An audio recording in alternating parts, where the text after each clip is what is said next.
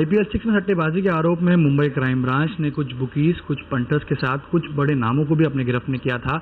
उनमें से एक बड़ा नाम है अभिनेता विंदु दारा सिंह। विंदु दारा सिंह हमारे साथ मौजूद हैं। जो आरोप उन पर मुंबई क्राइम ब्रांच ने लगाए हैं उन पर अपना खुलासा देने के लिए बिंदु, सबसे पहले सवाल यही, 13 दिन आप पुलिस हिरासत में थे, 14 दिन तक गैम्बलिंग एक्ट लगाया, आप पर स्पॉट फिक्सिंग का या फिक्सिंग का शक भी किया गया, लेकिन कोई सबूत नहीं पेश किए गए। यहाँ अब जो हुआ है इस पूरे मामले में आप खुद को किस हद तक दोषी मानते हैं? देखिए, मैं अपने आप को दोषी बिल्कुल नहीं मानता और इसीलिए जो ऑनरेबल कोर्ट है इसका ऑर्डर मेरे पास है।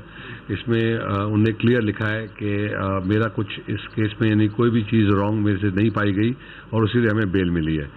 तो ये है कि उनको पुलिस को ऑब्वियसली लगा कि हमारी कुछ इन्वॉल्वमेंट है।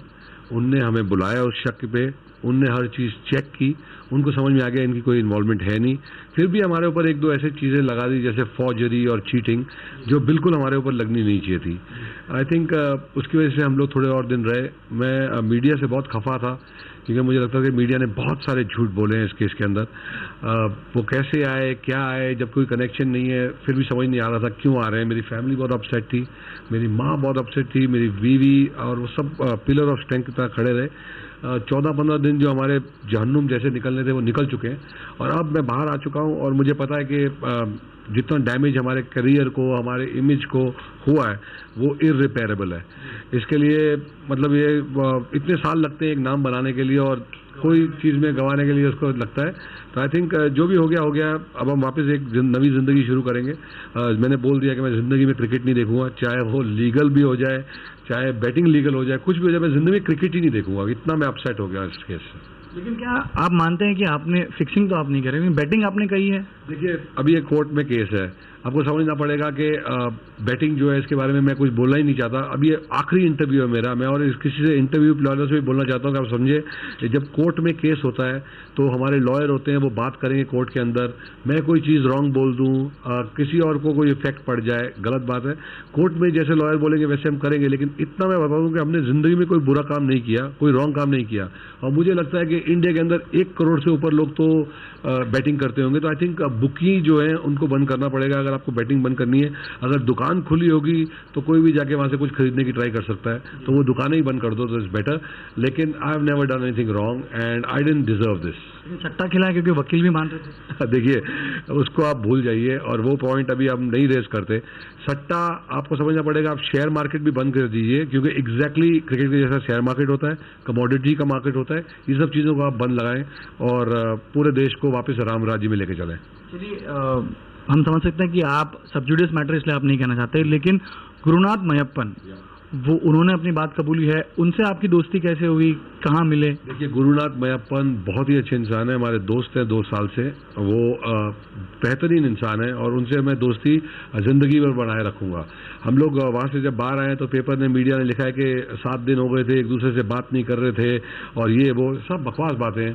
हम लोग भाइयों की तरह हैं, कभी लाइफ में ऐसा नहीं हो सकता कि कोई, मैं जितने भी क्रिकेट के साथ रिलेटेड लोगों को मैं जिंदगी में जानता था उन सब से मैंने अपना नाता तोड़ दिया है। गुरुनाथ से मेरी दोस्ती रहेगी, लेकिन कभी भी जिंदगी में मैं चेन्नई का मैच हो या कोई भी मैच हो वो कभी नहीं देखूंगा। दोस्ती रहेगी फैमिली के जैसे, आजा घर पे बैठ, खाना खा, एक ड्रिंक पियो, लेकिन नेवर एवर डिस्कस क्रिकेट और टॉक अबाउट क्रिकेट। तो आई थिंक उनके साथ भी अत्याचार हुआ है, बहुत रॉन्ग हुआ है। जो उनको आना चाहिए था और एक दिन में घर चले जाना चाहिए था, उसकी जगह वो भी 10-12 दिन रह गए। तो आई थिंक मीडिया जो है वो इररिस्पॉन्सिबली बहुत चीज़ें लिख रही थी बात, वो नहीं समझ आता कि कहाँ से स्टोरीज बन रही थी। लेकिन कोर्ट के अंदर जज ने क्लियर लिख दिया कि कुछ भी लेना देना नहीं है हमारा। तो अब ये केस जिसमें जो लोग हैं, जहाँ से स्टार्ट हुआ है, जो अक्यूज नंबर 1 है रमेश बजरंग लाल व्यास, मैंने जिंदगी में इस आदमी का नाम नहीं सुना, जिंदगी में मैंने इससे बात नहीं की, मैंने इनकी शक्ल नहीं देखी। जब मैं पहले दिन लॉकअप में गया तो मैं जाके सोया था एक जगह पे, तो वो आया मेरे पास कि अरे यहाँ खटमल है। बोला आप कौन हो? बोला मैं हूँ रमेश व्यास। मैंने कहा आप ही हो यानी जिसकी वजह से केस चल रहा है? बोला हाँ, मेरे को इन लोगों ने पकड़ा हुआ है और मेरे को लाके फर्स्ट सेल में सिलाया। फर्स्ट टाइम लाइफ में मैंने उससे जिंदगी में उसकी आवाज़ सुनी थी या उससे बात किया था।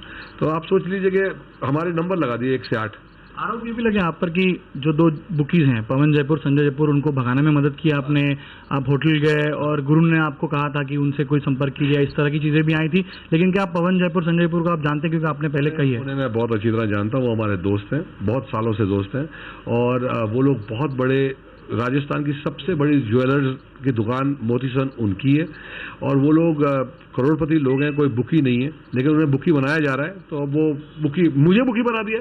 पेपर रोज पढ़ता हूँ, लिखता है बिंदु बुकी, इसका क्या मतलब है? मेरी समझ के बाहर है। लेकिन अभी हम कुछ नहीं बोल रहे, क्योंकि इंडिया के अंदर सू भी नहीं कर सकते कि आप किसी को, आप सू करेंगे तो आप कोर्ट में लड़ते रहेंगे। अयाज भाई पूरी जिंदगी कोर्ट में बेचारे निकाल देंगे, उन्हें दूसरे केसेस करने दीजिए, and I think it does not make sense. लेकिन जो भी है, अभी अपने को ये सोचना है कि आगे अपनी जिंदगी कैसे लीड करनी है, ये सब बातों से कोई यूज नहीं है। इस आर्टिकल का बताना था कि वो पुलिस कह रही है, कुछ एविडेंस रखे हैं कि वो बुकी हैं, लेकिन आपको ये पता नहीं था। नहीं, देखिए वो बुकी नहीं है, वो लोग पंटर सोच सकते हो आप उनमें भी, जैसे सब लोग पंटर है दुनिया में, जैसे वो भी हो सकते हैं। लेकिन जब वो आएंगे, अब वो आएंगे, क्योंकि उनका भी, उनको दिख रहा है बेल होने लग गई, अब फेयर होने लग गया काम। जब तक बेल नहीं होगी कोई भी नहीं आएगा, उनको लगेगा ये क्या हो रहा है, सबके सब अंदर ही जाए जा रहे हैं और बाहर ही नहीं आ रहे। अब दिल्ली वाले तो ऐसे करने लग गए, लगता है कभी जिंदगी में कोई बाहर नहीं जाएगा। तो this is scary, and I think वो अब आने वाले होंगे, जब आएंगे तो वो भी अपना सच बता देंगे। मैंने एक भी चीज झूठ नहीं बोली, जो मैं उनके बारे में जानता था मैंने एग्जैक्टली बता दिया, हर चीज सच और कोई झूठ नहीं। सवाल ये भी है कि कई बार पॉलिटिकल प्रेशर, क्योंकि आपके वकील या जो दूसरे आरोपी उनके वकील जो जिरह करते थे कोर्ट में, उसमें वो हमेशा कहते थे कि कहीं ना कहीं गैम्बलिंग एक्ट का मामला है, उसमें इतनी रिमांड मिली है। पॉलिटिकल प्रेशर की बात भी कुछ लोगों ने कही थी। क्या लगता है कि लीगल मशीनरी का इस्तेमाल किया गया कहीं ना कहीं? देखिए, अभी हम लोग ये इस बारे में कुछ बोल नहीं सकते, क्योंकि ये हमारे से बहुत ऊपर की बात है। हमें ये नहीं समझ आ रहा झूठ कहाँ से आ रहे हैं, और पेपर में, टीवी में झूठ आ रहे थे। अब मैं प्रेशर होगा इसलिए देखिए, जब भी मैं पेपर अब खोलता हूँ ना, तो अब मैं सोचने लग जाता हूँ, ये न्यूज फ्रंट पेज पे आई है तो ये क्यों आई है, और ये क्या रीजन है जिसकी वजह से ये आई है? क्या बिल्डरों को कुछ चेंज करवाना है लॉ? अब मैं ऐसे सोचने लग गया हूँ। तो मतलब पेपर में जो न्यूज आती है, please don't believe it blindly. TV पे जो बोला जाता है, डोंट बिलीव इट ब्लाइंडली, उसके पीछे कोई और भी हाथ होता है। तो कहीं ना कहीं आप प्रेशर की बात जरूर कह रहे हैं। एक आरोप आप पर यह भी लगा था कि पाकिस्तानी अंपायर है असद रऊफ, आपके एक दोस्त हैं प्रेम तनेजा, वो उनके साथ शॉपिंग करते हुए नजर आए। सीसीटीवी फुटेज है एक डीजल शोरूम का, वो फुटेज देखकर कहा कि आपने उन्हें कहा कि उन्हें ये दीजिए, ये गिफ्ट दीजिए, सब चीजें करें। बिल्कुल नहीं, मैं खुद एक सेलिब्रिटी हूं और मैं चाहता हूं लोग मुझे गिफ्ट दें, मैं किसी को गिफ्ट कभी नहीं देता। तो असद रऊफ जो है वो हमारे दोस्त हैं बहुत सालों से। जब भी वो आते हैं इंडिया मैच के लिए, हमेशा वो मुझे फ़ोन करते हैं, जैसे ही लैंड होते हैं इंडिया फ़ोन करते हैं, मेरे घर पे आते हैं, खाना खाते हैं, हमारी दोस्ती है। जिंदगी में उनने क्रिकेट के बारे में मेरे से कोई बात नहीं की, कभी लाइफ में उनने कोई गलत काम नहीं किया। वो नमाजी टाइप के आदमी है, मतलब उनने कभी लाइफ में कोई चीटिंग नहीं की होगी, लेकिन थोड़े लालची है, और उसका सबक उन्हें अब समझ में आ गया है, उनको मिल चुका है। उनके करियर का भी बहुत बुरा असर पड़ा है। I think he must be very upset. तो उनका भी टाइम खराब आया था, बस वो शॉपिंग ही करते जा रहे हैं, शॉपिंग ही करते जा रहे हैं। वो भारी पड़ गई उनके लिए। वो खुद के पैसे से भी शॉपिंग करते थे, लेकिन कपड़े खरीदने का उनको जैसे हमें कोई और बुरी आदत है, आपको भी कोई ना कोई बुरी आदत है, किसी को सिगरेट की होती है, उनको शॉपिंग की थी, एंड उस आदत ने उनके यानी इतने बड़े कैरियर को थोड़ा तबाह कर दिया। प्रेम तनेजा को आप जानते हैं, दोस्त हैं, तो वो उनके साथ शॉपिंग करते नजर आए। देखिए, प्रेम तनेजा जो है, मैं उन्हें बहुत अच्छी तरह नहीं जानता, 7-8 साल से मैं उसको जानता हूं, लेकिन जिंदगी में कभी वो मेरे घर पे नहीं आता या मुझे फोन वोन नहीं करता। कभी कभी क्रिकेट के बारे में बात हो जाती थी। और प्रेम तनेजा को वो जब से मिले असद रऊफ, मैंने असद रऊफ को क्लियर बोला प्रेम से दूर रहो। पवन भाई को बोला था प्रेम से दूर रहो, लेकिन कोई दूर नहीं रहा। और प्रेम जो है वो अब प्रॉब्लम्स में हमारे वजह से फंसा या हम उसकी वजह से फंसे, ये मैं नहीं जानता, लेकिन जिंदगी में प्रेम तनेजा मुझे वापस नहीं मिलेगा। कोई भी, पवन भाई भी नहीं मिलेंगे, कोई भी नहीं मिलेगा, असद भाई भी नहीं मिलेंगे। मैं किसी से टच नहीं रखूंगा जो क्रिकेट के साथ रिलेटेड है। This is my 100%। तो क्या आप मानते हैं कि कहीं ना कहीं बुरी संगत का नतीजा पूरा ये मामला है? देखिए, बुरी संगत, मैं कसम से बोलता हूँ, मेरा भाई मुझे बोलता था, मेरी माम मुझे बोलती तू क्रिकेट मत देखा कर, ये क्यों देखता है? मुझे नहीं लगता था कि मैं कोई गलत काम कर रहा हूं, लेकिन आज मैंने सोच लिया कि जिस तरीके से ये बर्बादी हुई है, मैं जिंदगी में क्रिकेट नहीं देखूंगा। चाहे इंडिया में लीगल हो जाए, बैटिंग लीगल हो जाए, कुछ भी हो जाए, मैं क्रिकेट ही नहीं देखूंगा। तो एक फैन जो है क्रिकेट का, वो जिंदगी भर के लिए दफन हो गया। एक आरोप आप पर यह भी लगा कि हरभजन सिंह, विराट कोहली, ये सारे प्लेयर्स को आप जानते हैं, उनको अप्रोच करने की कोशिश की। एक और बात, वेंकी मैसूर जो सीईओ हैं केकेआर के, पुलिस ने ऑन रिकॉर्ड कहा कि आपने उन्हें अप्रोच करने की कोशिश की, पार्टीज में आप गए ताकि उनकी टीम के बारे में और प्लेयर्स के बारे में आप जानकारी ले सके। इन सारे आरोपों के बारे में क्या? देखिए, आप समझिए, हरभजन सिंह, युवराज सिंह, ये सब मेरे बहुत पुराने दोस्त हैं।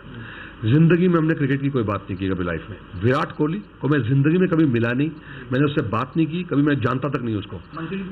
मनप्रीत गोनी जैसे तो हजार हैं, क्रिस गेल, मनप्रीत गोनी, महिला जयवर्धने, हजारों क्रिकेटरों से मैं मिला हूँ, ग्रैम स्मिथ, सबसे मिला हूँ, सब में एडम गिलक्रिस्ट, हरमीत सिंह आगे मेरे से फोटो खिंचाना चाहता था, वो हमारा भी फैन है। हाँ, क्रिकेट फैन के साथ वो मैं एक चीज है, मेरा फादर सबसे बड़े स्पोर्ट्समैन है इंडिया के अंदर, मुझे पता है एक स्पोर्ट्समैन की क्या थिंकिंग होती है कि I will do the best. Cricketer भी हमेशा ट्राई करते हैं I will do the best. ये सब बकवास बातें हैं, ये स्पॉट फिक्सिंग आया, इससे तो कुछ अलग ही शौक आया हमें कि ऐसी भी कोई चीज हो सकती है। कभी लाइफ में कोई क्रिकेटर हारने के लिए नहीं खेलेगा, दोनों टीमें हमेशा जीतने के लिए खेलती हैं।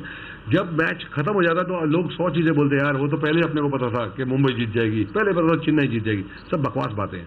मैच के बाद तो कोई भी कुछ बोल सकता है, मैच से पहले अगर पता हो तो पूरा घर बेच के लगा दें, ये सब बकवास बातें हैं। तो डोंट बिलीव दिस। क्रिकेटर्स जो होते हैं वो लाइफ में कभी भी कोई बुकी या किसी के साथ बात नहीं कर सकते। ये जो हुआ है ये 3 क्रिकेटर्स का, ऐसे शायद 3-4 और भी मिल जाए नाम, शायद हो सकता है मिल जाए, लेकिन आप बड़े बड़े क्रिकेटर्स का नाम इसमें इन्वॉल्व कर रहे हैं जो करोड़ों रुपए कमा रहे हैं। It's very funny, I don't think it's fair. उनके कैरियर के ऊपर आप एक मार्क डाल रहे हैं कि ऐसा किया वैसा किया, तो उनने भी जो इतने साल इंडिया के लिए खेला है और सब, उसको आप 1 मिनट में मिट्टी में मिलाने की ट्राई कर रहे हैं। आई थिंक अनफेयर उनके लिए है। साक्षी धोनी के साथ आप दिखाई दिए गए, उसके बाद आपकी गिरफ्तारी जब हुई तो मीडिया में पिक्चर आया, सब जगह आया। साक्षी धोनी से आपके किस तरह के रिश्ते हैं? हाँ। और जो एपिसोड में बातें आई कि उन्हें पता था या धोनी को आप इन्फ्लुएंस करना चाहते थे, ये सारी चीजें, उस पर क्या कहेंगे? देखिए, एक मैच था जिसमें मैं गया हूँ वहाँ चेन्नई, वहाँ चेन्नई जीत गई थी। जब जीत गई तो हम लोग बहुत खुशी हुई, पार्टी हो गई। पार्टी में जब मैं गया तो सारे क्रिकेटर्स वहाँ थे, सारे के सारे से मैं मिला। मेरे फेवरेट हंसी से मिला, जफिया पाई, मॉर्कल से मिला, अपना जो क्या है उनका ब्रावो से मिला, धोनी से मिला, हाँ सबसे मिला, धोनी से मिला, उनकी बीवी से मिला, रैना से मिला, सबसे मिला। अब सबसे मिलने के बाद, प्यार से जफियां पाने के बाद, एकदम पार्टी वार्टी 1-2 घंटे के बाद मैं को तिरुपति जाना था, मैं वहां से निकल गया। तिरुपति में जा नहीं पाया क्योंकि जगन्नाथ जी को अरेस्ट कर लिया गया था, तो उन्होंने कहा आप नहीं जा सकते, वो कैंसिल हो गया, मैं वापस बॉम्बे आ गया। उसके बाद लास्ट मैच ऑफ IPL में मैं चेन्नई गया था देखने, क्योंकि गुरु हमारा बहुत क्लोज होता है, हमेशा बुलाता रहता था, मैं जाता नहीं था। लास्ट मैच में गया तो साक्षी आगे बैठी थी 1st रो में, मैं जाके पीछे 3rd रो में बैठ गया। बिंदु भैया प्लीज आ गया हो ना, मैं कहा नहीं भाभी नो प्रॉब्लम। बिंदु भैया आ गया, 2-3 बार बोल दिया बेचारी ने, उसकी भी बैड लक देख लो कि उसको उसी दिन बोलना था आगे आ जाए भैया, मैं आगे गया, उसके पास बैठ गया। अब धोनी वहां चौके छक्के मार रहा है, हम खुश हो रहे हैं, जपिया मतलब छलांगे चल रही हैं, हो चल रहा है, क्लैपिंग चल रही है, टीवी में वो आते गया। जब धोनी आउट हो गया हमारे मूड ऑफ हो गया, चेन्नई मैच हार गई, ना कोई पार्टी ना कुछ, मैं घर आ गया। जिंदगी में मैंने उनका नंबर नहीं लिया, लाइफ में कभी फोन पे बात नहीं की, ना धोनी से ना साक्षी से। आज मैं कोई फिक्सिंग या स्पॉट फिक्सिंग या ऐसी चीजों में होता तो ये सारे क्रिकेटरों के नंबर मेरे पास होते, मैं उनसे बातें कर रहा होता। इनने जिंदगी में कभी लाइफ में कोई ऐसा काम ही नहीं किया होगा। धोनी आप सोचते हैं जो इंडिया का सबसे ग्रेट कैप्टन है, उसके ऊपर भी आप लोग कीचड़ डालने लग गए, तो मुझे लगता है कोई बचने नहीं वाला इसके अंदर दुनिया में। आपने कहा कि गुरुनाथ आपके अच्छे दोस्त हैं, पुलिस का कहना यह था कि हम गुरुनाथ पर बैटिंग का आरोप लगा रहे हैं, लेकिन स्पॉट फिक्सिंग का शक इसलिए भी है क्योंकि वो एक टीम के ओनर हैं। टीम के ओनर होने की वजह से उनके पास डिटेल्स होती हैं, तो स्वाभाविक है क्योंकि टीम में मैच फिक्स कर सकते हैं या टीम को इन्फ्लुएंस कर सकते हैं, इसलिए उन पर शक है। तो गुरुनाथ के बारे में आप क्या कहेंगे? आपकी दोस्ती के बारे में जानना चाहेंगे, कहाँ दोस्ती हुई, कैसे हुई? आपको समझना पड़ेगा कि कोई भी आदमी के पास कभी भी लाइफ में कोई भी ऐसा इनपुट या ये सब जो बोल रहे हैं, ये आते जा रहा है मीडिया में, वो क्या है, इसका मतलब क्या है? 20 ओवर के मैच में क्या चीज का इनपुट? क्रिक इन्फो एक साइट है, उस पर आप जाइए, 1 घंटे पहले उसमें सब चीज आ जाती है कि ये प्लेयर आज नहीं खेलेगा, ये खेलेगा, सब कुछ खेलेगा। उससे ऊपर कोई इनपुट नहीं है। आप क्रिकेट इन्फो खोल लीजिए, कोई ओनर को भी कुछ नहीं पता था, और आप सोचते धोनी इन लोग से बात करता होगा, वो किसी से कोई बात नहीं करता, जो उसके दिमाग में आता होगा वो डिसीजन लेते हैं। तो ये सब बातें बकवास है। आज राज कुंद्रा के ऊपर हो रहा है, किसी के ऊपर हो रहा है, I think it's all rubbish. कोई जिंदगी में बता नहीं सकता कि ये मैच कौन जीतेगा, कभी लाइफ में ये पॉसिबल नहीं है। गुरुनाथ से दोस्ती कैसे शुरू हुई आपकी, कैसे, किस तरह की दोस्ती थी? देखिए, गुरुनाथ से जब हम लोग आई थिंक कोई IPL की पार्टी थी या कुछ थी, तो वहाँ जो हमारे जो IPL के CEO हैं उन्हें भी हम जानते थे, उनने मिला दिया जैसे कि ये है चेन्नई के ओनर, और चेन्नई एक सबसे बेस्ट टीम है जो बहुत ज़्यादा फैंस हैं। हम लोग मुंबई इंडियन वाले फैन हैं, हम लोग मुंबई में रहते हैं, पर उनसे हमारी मुलाकात हो गई। उसके बाद कई बार होता है कि जिंदगी में कभी कोई नंबर ले लेता है एक दूसरे का। हमने नंबर एक दूसरे के ले लिए और हम लोग टच में रहे। ये आई थिंक सबसे बड़ी गलती थी हमारी। गुरुनाथ की भी गलती हो गई, मेरी भी गलती हो गई। आई थिंक उसीलिए मैं सोच लिया है लाइफ में कभी कोई क्रिकेट वाले से बात ही नहीं करनी, शायद गुरुनाथ से भी नहीं करूँगा। चलिए आखिरी 2 सवाल मेरे आपको। जो ट्रांसक्रिप्ट की बात की जा रही है, आप जो बात कर रहे हैं उसमें कुछ जो हिस्सा हमें पता है, जो बताया गया है, उसमें कुछ इनपुट की जैसे आपने बात की, तो उसमें आप गुरुनाथ से कह रहे हैं कि नहीं मेरा इनपुट शायद वो आरसीबी और केकेआर की मैच थी, उसमें आप कहते हैं कि नहीं विराट कोहली फॉर्म में, मेरा इनपुट कहता है कि आरसीबी जीतेगी।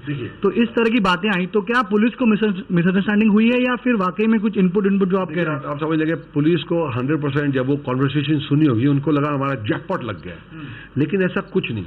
जब भी कोई भी लोग बात करते हैं क्रिकेट के बारे में, आप भी बात करते हैं, तो आप बात करेंगे यार आज तो इंडिया जीत जाएगी, अब दूसरा बोला नहीं आज तो पाकिस्तान जीतेगी, बोला नहीं इंडिया की बॉलिंग स्ट्रांग है, पाकिस्तान की बैटिंग स्ट्रांग है। तो ऐसे में 2-3 नाम भी आ जाएंगे। वसीम आएगा 6 विकेट ले लेगा। उस मैच में अगर वसीम अकरम ने 6 विकेट ले लिए तो जो आदमी फोन पे बात कर रहे हैं आप उसको अंदर कर देंगे? वो तो वसीम अकरम को जानते नहीं, तो मुंह से निकली है बात कि वो हो गई, और जो 100 बार नहीं होती बात उसकी रिकॉर्डिंग आपके पास नहीं है। एक मैच को आप लोग उठा के लेके आ गए, बोलते हैं ये क्या, उसमें हम लड़ रहे हैं दोनों, वो कुछ और बोल रहे हैं, मैं कुछ और बोल रहा हूँ, तो जस्ट कॉन्वर्सेशन। पुलिस ने कहीं ना कहीं आपको इम्प्लीकेट करने के लिए किया है? नहीं, जब मैं कॉन्वर्सेशन मैंने खुद सुनी तो मुझे कहा ये मैं क्या बोल रहा हूँ। वो ऐसा लगता है जैसे पता नहीं कि बहुत नॉलेज है, लेकिन ऐसा कुछ नहीं है। वो मुझे पता है कि हम लोगों ने कैसे बात की थी। कई चीजें ऐसी होती हैं जो पुलिस को ऐसे लगा है। एक कॉन्वर्सेशन है हमारी, मैं कहा मेरे +91 वाले नंबर पे फौरन फोन कर।